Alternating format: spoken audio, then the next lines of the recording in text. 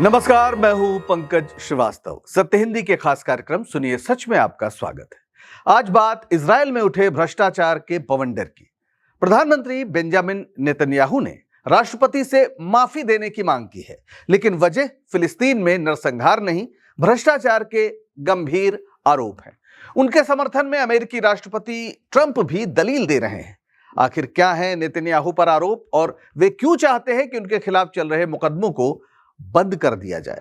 क्या माफी मांगने का यह मतलब है कि उन्होंने अपराध स्वीकार कर लिया है, या फिर यह खुद को कट्टर राष्ट्रवादी साबित करने का कोई ड्रामा है? और जनता क्यों सड़क पर बगावती मूड में नजर आ रही है? मिलेंगे इन तमाम सवालों के जवाब। तो चलते हैं सीधे इजरायल और यरूशलेम, जहां पर राष्ट्रपति का घर है। 1 दिसंबर 2005 की रात का यह नजारा है। यरूशलेम में राष्ट्रपति इसहाक हर्जोग के घर के बाहर हजारों लोग जमा थे। हाथों में तख्तियां थी। किंग बीबी को माफी नहीं, न्याय सबके लिए बराबर। लोग चिल्ला रहे थे, बीबी घर जाओ। आप पूछेंगे कि ये बीबी कौन है, तो ये तस्वीर देखिए, खुद पहचान जाएंगे। बेंजामिन नेतन्याहू इजरायल के सबसे ज्यादा समय तक प्रधानमंत्री रहने का रिकॉर्ड बना चुके नेतन्याहू को प्यार से और तंज से बीबी कहते हैं। बीबी उनके नाम बिन्यामिन का छोटा और सबसे लोकप्रिय रूप है। नेतन्याहू 1996 से 1999 तक, फिर 2009 से 2021 तक और फिर 2022 से आज तक प्रधानमंत्री हैं। यानी उनका यह तीसरा कार्यकाल चल रहा है। यह बताता है कि इजरायल की राजनीति में नेतन्याहू कितनी अहम हैसियत रखते हैं। लेकिन फिलहाल देश भर में उनके खिलाफ प्रदर्शन हो रहे हैं। वजह है उनका एक माफीनामा। दरअसल नेतन्याहू ने अपने खिलाफ चल रहे 3 अहम मामलों को बंद करने और माफ कर देने की अपील राष्ट्रपति हर्जोग से की है। लेकिन विपक्ष और आम लोग भड़के हुए हैं, क्योंकि उन्होंने अपना गुनाह स्वीकार किए बिना माफ कर देने की अपील की है। लोग दंडहीनता की संभावना के खिलाफ हैं। उनका कहना है कि कानून सबके सामने है और सब उसके सामने बराबर है। तो पहले यह समझते हैं कि नेतन्याहू पर दरअसल आरोप क्या क्या हैं और वो कितने गंभीर हैं। 3 अलग अलग केस हैं जिन्हें नंबर से पुकारा जाता है। तो पहला है केस नंबर 1000, 1000 कह सकते हैं आप। नेतन्याहू और उनकी पत्नी सारा के साथ हॉलीवुड प्रोड्यूसर अर्नोन मिल्चन और ऑस्ट्रेलियाई अरबपति जेम्स पैकर का एक लेन देन है इस पूरे मामले में। इसमें $2 लाख के गिफ्ट्स लिए इन्होंने अर्नोन मिल्चन और जेम्स पैकर से। जेम्स पैकर, ये आप तस्वीर देख रहे हैं, और इधर Arnon Milchan. Champagne, cigar, jewellery. और बदले में क्या किया? बदले में नेतन्याहू ने मिल्चन के लिए अमेरिका में एक लॉबिंग की और विदेशी इजरायलियों को टैक्स छूट का कानून पास करवाया। पैकर को निवेश के लिए नागरिकता का वादा किया। कीमत 7 लाख शेकेल यानी 2 करोड़ रुपए। इस मामले में 3 से 10 साल की सजा हो सकती है। दूसरा है केस 2000। ये येदियोतो अहोनोत अखबार है, हिब्रू में निकलता है। वहां का इजरायल का सबसे ज्यादा लोकप्रिय, सबसे ज्यादा बिकने वाला अखबार। इसे मोजेस अफेयर कहा जाता है। यहां पर इस अखबार के मालिक अर्नोन मोजेस से नेतन्याहू ने एक डील की कि मुझे अच्छी कवरेज दो, मैं तुम्हारे प्रतिद्वंदी इजराइल हयोम को का सर्कुलेशन जो है उसको लिमिट करने वाला कानून पास करवाऊंगा। यानी सीधे सीधे एक मीडिया को, या उनकी जो प्रतिस्पर्धा है उसमें एक मीडिया हाउस के साथ एक करार, कई 3 गुप्त बैठकें की, मीटिंग्स, और पूरा धोखाधड़ी का आरोप है। 2008 से 2014 के बीच ये सब हुआ। और तीसरा केस है केस नंबर 4000। इसमें बेसिक अफेयर इसे कहा जाता है। संचार मंत्री थे जब नेतन्याहू, तो उन्होंने टेलीकॉम कंपनी बेजिक के मालिक शाउल एलोविच को रेगुलेटरी फायदे दिए, $500 बिलियन का फायदा, और बदले में उनकी न्यूज साइट वल्ला पर पॉजिटिव कवरेज, रिश्वतखोरी का सीधा मामला और खुद को कैसे एक बहुत स्ट्रॉन्ग लीडर बना के पेश किया जाए, मीडिया के साथ ऐसी उनकी डील। पुलिस ने 2018 में इंडिक्टमेंट की सिफारिश की, यानी पहली नजर में आरोप सही पाए गए और यह ट्रायल चल रहा है 2020 से। इन सब के लिए 10 साल तक की सजा हो सकती है, कैद हो सकती है। और अब तक इन मामलों में 300 से ज्यादा गवाहियां भी हो चुकी हैं। नेतन्याहू कह रहे हैं कि सब झूठ है, लेकिन कोर्ट में मामला लटका रहे, देरी होती रहे, इसके लिए लगातार उन्होंने बहाने बनाए, डिप्लोमेसी का, कभी सिक्योरिटी का, और अब अचानक वो माफी मांगने की बात कर रहे हैं, लेकिन गलती स्वीकार नहीं की है। 30 नवंबर को राष्ट्रपति जो इजराइल के हैं, उनको उन्होंने एक 111 पेज की याचिका सौंपी है और उनके 2 मुख्य तर्क हैं। ये मुकदमे देश को बांट रहे हैं और मध्य पूर्व के इस नाजुक समय में मुझे पूरा ध्यान सिक्योरिटी और कूटनीति पर चाहिए। यानी जो इस समय फिलिस्तीन में बमबारी की जा रही है, उनका कहना है कि फिर उसमें दिक्कत हो जाएगी, यानी इनके जो भी अपराध हैं उसे माफ कर दिया जाए। पर याचिका में इन्होंने अपराध स्वीकार नहीं किया, बल्कि कहा कि वे निर्दोष हैं और ये राजनीतिक उत्पीड़न है वगैरह वगैरह, जैसा कि कहा जाता है। और उन्हें साथ किसका मिल रहा है? डोनाल्ड ट्रंप का। उन्होंने इस याचिका में डोनाल्ड ट्रंप का एक पत्र भी संलग्न किया है और इसमें क्या कहा गया है, आपने सुना ही होगा बयान ट्रंप का। और वो ट्रंप ने कहा है कि नेतन्याहू एक असाधारण युद्धकालीन नेता हैं, इन मुकदमों को समाप्त कर देना चाहिए। ये खुलेआम भी कह चुके हैं, give him a full pardon, come on. ये ट्रंप का बयान था।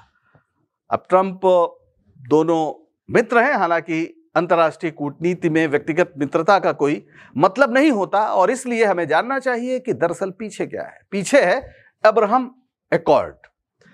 ये जो 2020 में एक बड़ा समझौता हुआ था, इजराइल और 4 अरब देशों, संयुक्त अरब अमीरात, बहरीन, सूडान और मोरक्को, इनके बीच पहली बार बिना फिलिस्तीन मुद्दे सुलझाए शांति और राजनयिक संबंध स्थापित हुए हैं इजराइल के साथ। इसे अब्राहम एकॉर्ड कहा जाता है। इसे नेतन्याहू की एक बड़ी कूटनीतिक जीत माना जाता है और ट्रंप इसे और आगे बढ़ाना चाहते हैं, खासकर सऊदी अरब को भी साथ लेना चाहते हैं।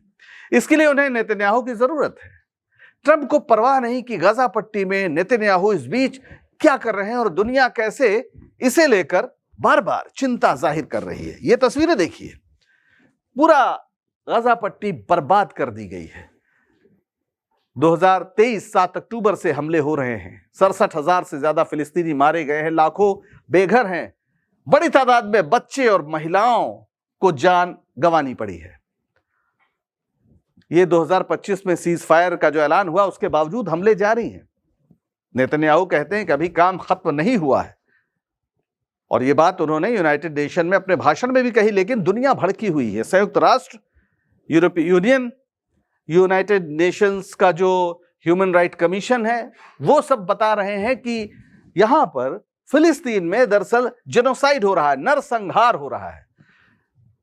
इस बीच ब्रिटेन ने, फ्रांस ने, कनाडा ने फिलिस्तीन को मान्यता भी दे दी है और नेतन्याहू के खिलाफ जो आईसीसी है, इंटरनेशनल क्रिमिनल कोर्ट, उसने वारंट भी जारी कर दिया है और इनके खिलाफ न्यूयॉर्क से लंदन तक प्रदर्शन हो रहे हैं। बीबी वॉर क्रिमिनल, इस तरह की बातें कही जा रही। न्यूयॉर्क के अभी नवनिर्वाचित मेयर जो जोरान मदानी हैं, उन्होंने चुनाव प्रचार के दौरान कहा था कि अगर नेतन्याहू न्यूयॉर्क आए तो गिरफ्तार कर लेंगे। और अब नेतन्याहू माफी चाहते हैं, पर नरसंहार के लिए नहीं, भ्रष्टाचार के आरोपों से छुटकारा पाने के लिए। लेकिन इजराइल में इसकी तीखी प्रतिक्रिया हो रही है, लोग एकदम बगावती मूड में हैं। जरा प्रदर्शनों के चित्र देखिए आप, कितने बड़े बड़े प्रदर्शन हो रहे हैं। ये जहां पर बिब्यूज सीजर, जूलियस सीजर जैसा चेहरा बनाया गया है और ये कहा जाता है कि इनका मजाक उड़ाते हुए कि ये दरअसल किंग बीबी हैं और सारा जो इनकी पत्नी है उन्हें क्वीन सारा कहा जा रहा है। इसे विपक्ष लोकतंत्र पर हमला बता रहा है। हर तरफ सवाल उठ रहे हैं कि इतने गंभीर आरोपों में माफी कैसे दी जा सकती है। मुकदमा चलना चाहिए। नेतन्याहू कोई राजा नहीं है। किंग बीबी और क्वीन सारा, विपक्ष के बड़े बड़े नेता भी खुलकर विरोध कर रहे हैं। इनसे मिलिए। ये हैं यार लैपिड और इधर हैं येश अतीद। यार लैपिड विपक्ष के नेता हैं, लीडर ऑफ अपोजिशन, और येश अतीद पार्टी के अध्यक्ष भी हैं। पूर्व पत्रकार, टीवी होस्ट, लेखक, 2013 से राजनीति में हैं। 2022 में कुछ महीनों के लिए प्रधानमंत्री भी रहे और नेतन्याहू के सबसे मुखर और लगातार आलोचक हैं। माफी याचिका पर सबसे तीखा हमला करने वाले लैपिड ही हैं, जो कहते हैं कि बिना अपराध स्वीकार किए, बिना पश्चाताप के, बिना राजनीति छोड़े माफी नहीं हो सकती। और नेशनल यूनिटी पार्टी के अध्यक्ष, पूर्व रक्षा मंत्री, पूर्व सेना अध्यक्ष बेनी गैंट्स, जो ये तस्वीर है, ये भी काफी विरोध कर रहे हैं। ये गजा युद्ध के बाद इस्तीफा देकर विपक्ष में चले गए थे। उन्होंने कहा कि नेतन्याहू राजनीति छोड़ दें तो ट्रायल खत्म करने पर विचार किया जा सकता है। अब हजारों लोग सड़क पर हैं। नो इम्यूनिटी, नो इम्प्यूनिटी, इस तरह के नारे लगा रहे हैं। कानूनी स्थिति यह है कि राष्ट्रपति को माफी देने का अधिकार है, लेकिन दोष सिद्ध से पहले ऐसा बहुत कम हुआ है। तस्वीर देखिए। लगातार लोगों का प्रदर्शन चल रहा है नेतन्याहू के खिलाफ। नेतन्याहू कुल 17 साल से ज्यादा समय से प्रधानमंत्री, इजराइल के इतिहास में सबसे लंबा कार्यकाल। उनके समर्थक उन्हें मिस्टर सिक्योरिटी कहते हैं, तो आलोचक कहते हैं कि उन्होंने देश को गहरे विभाजन में डाल दिया। वैसे इजराइल में भ्रष्टाचार का पुराना रिकॉर्ड है। 1996 के बाद लगभग हर प्रधानमंत्री जांच के दायरे में रहा और एक तो जेल भी गया। यह है एहुद ओलमर्ट। 6 जुलाई 1999 से 7 मार्च 2001 तक प्रधानमंत्री रहे। 3 अलग अलग केस में दोषी ठहराए गए। फरवरी 2016 से जुलाई 2017 तक 19 महीने जेल में रहे। वैसे कुल सजा 27 महीने की थी, पर अच्छे व्यवहार के कारण छूट मिल गई। इजराइल के इतिहास में जेल जाने वाले एकमात्र पूर्व प्रधानमंत्री हैं, लेकिन आरोप तो दूसरों पर भी है। एरियल शॉरेन 7 मार्च 2001 से 14 अप्रैल 2006 तक प्रधानमंत्री थे। इन पर भी गंभीर आरोप लगे। बेटे गिलाद और व्यवसायी सिरिल कर्न के साथ रिश्वत लोन कांड। 2004-05 में जांच चली, लेकिन 2006 में कोमा में चले गए और केस बंद हो गया। एहुद बराक 14 अप्रैल 2006 से 31 मार्च 2009 तक प्रधानमंत्री रहे।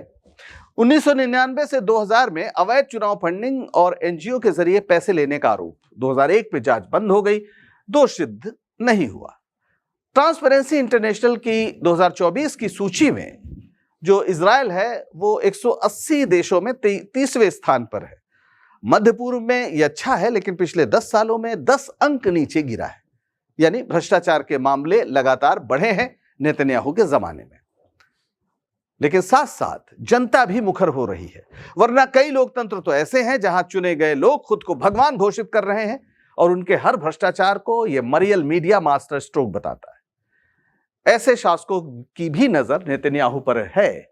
वे दिल से चाहते हैं कि नेतन्याहू को माफ कर दिया जाए ताकि उनके लिए भी नजीर बने। सवाल यह है कि जनता क्या चाहती है, जो एकदम बागी नजर आ रही है। इजराइल की जनता छोड़ने के मूड में नहीं लगती है, तो बाकी देशों की जनता भी सबक ले सकती है। आज के लिए बस इतना ही। अगर सच बताने का हमारा यह प्रयास आपको पसंद आ रहा हो तो लाइक करें, शेयर करें और चैनल को सब्सक्राइब करें। सत्य हिंदी का ऐप भी डाउनलोड करें, जिसका पता वीडियो के नीचे डिस्क्रिप्शन में आपको मिल जाए। तो अब दीजिए इजाजत। नमस्कार। Copyright disclaimer under Section 107 of the Copyright Act 1976. Allowance is made for fair use for purposes such as criticism, comment, news reporting, scholarship, and research. Fair use is a use permitted by copyright statute that might otherwise be infringing.